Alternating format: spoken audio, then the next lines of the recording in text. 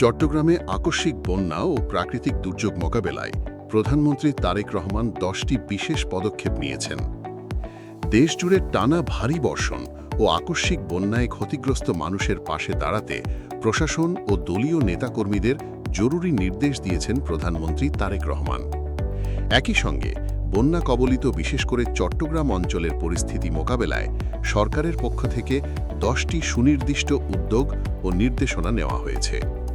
শুক্রবার 10ই জুলাই দুপুরে প্রধানমন্ত্রীর উপদেষ্টা ও কার্যালয়ের মুখপাত্র মাহাদি আমিন এক ফেসবুক পোস্টে চট্টগ্রাম অঞ্চলের দুর্যোগ মোকাবেলায় প্রধানমন্ত্রীর গৃহীত 10টি উদ্যোগ বিস্তারিতভাবে দেশবাসীর সামনে তুলে ধরেন। প্রধানমন্ত্রীর নির্দেশিত 10টি প্রধান উদ্যোগ হল: প্রধানমন্ত্রী নিজে সার্বক্ষণিকভাবে দুর্যোগ কবলিত এলাকার খোঁজখবর নিচ্ছেন এবং মনিটরিং করাচ্ছেন।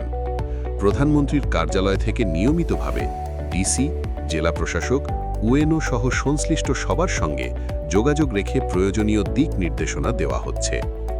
চট্টগ্রাম বিভাগের দুর্যোগ কবলিত এলাকায় ইতিমধ্যে 1057টি আশ্রয় কেন্দ্র চালু করা হয়েছে, যেখানে 12,000-এর বেশি মানুষ আশ্রয় নিয়েছে। জেনারেল রিলিফ কর্মসূচির আওতায় ক্ষতিগ্রস্ত চট্টগ্রাম, কক্সবাজার, রাঙামাটি, খাগড়াছড়ি ও বান্দরবান এই 5টি জেলার জন্য 2,15,00,000 টাকার নগদ অনুদান ও 3,450 মেট্রিক টন চাল দুর্গত মানুষের কাছে দ্রুততম সময়ে পৌঁছে দেওয়া হয়েছে। সরকারের নির্দেশনায় দুর্গত এলাকায় নিরাপদ খাওয়ার জল, স্যানিটেশন, স্বাস্থ্যসেবা, শিশু খাদ্য এবং 3 বেলা খাবার সরবরাহ নিশ্চিত করা হয়েছে।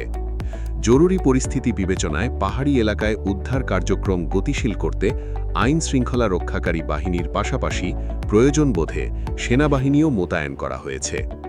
প্রধানমন্ত্রীর পক্ষ থেকে সহায়তার বার্তা পৌঁছে দিতে স্থানীয় সংসদ সদস্য ও জনপ্রতিনিধিরা প্লাবিত অঞ্চল পরিদর্শন করছেন এবং সশরীর দুর্গত এলাকায় অবস্থান নিয়ে মানুষের পাশে দাঁড়াচ্ছেন। দুর্গত মানুষের পাশে দাঁড়াতে রাষ্ট্র পরিচালনাকারী দল বিএনপির সর্বস্তরের নেতাকর্মী ও সহযোগী সংগঠনগুলো মাঠে নেমেছে।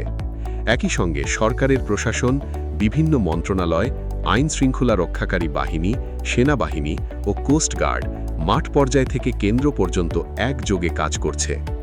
ভারী বর্ষণ ও বন্যা ও ভূমিধস পরিস্থিতির কারণে দুর্গত এলাকার চলমান এইচএসসি ও সমমানের পরীক্ষা স্থগিত করা হয়েছে।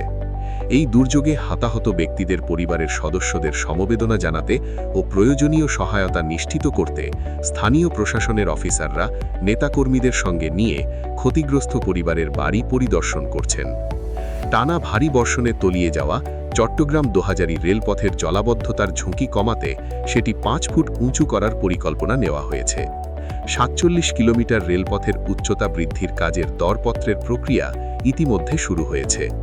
পাহাড়ি ধসের ঝুঁকিতে থাকা বাসিন্দাদের জন্য নিরাপদ স্থানে স্থায়ী আবাসনের ব্যবস্থা করবে সরকার।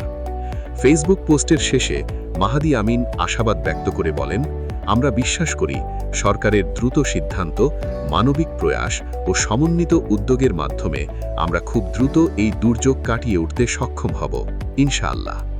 মাননীয় প্রধানমন্ত্রী এই সংকটে গভীর ভালোবাসা ও দায়বদ্ধতা নিয়ে ক্ষতিগ্রস্ত মানুষের পাশে আছেন।